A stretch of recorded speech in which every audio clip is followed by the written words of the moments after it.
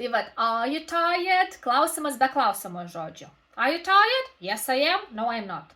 O jeigu norėsiu užduoti klausimą, kodėl esi pavargusi? Kaip skambės toks klausimas?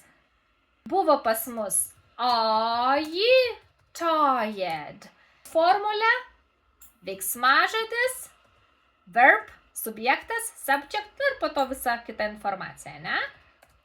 O jeigu yra klausiamasis žodis, mes tiesiog jį taip įkišime prieš mūsų tą veiksmą. Tai kaip bus? Pavyzdžiui, kodėl bus why?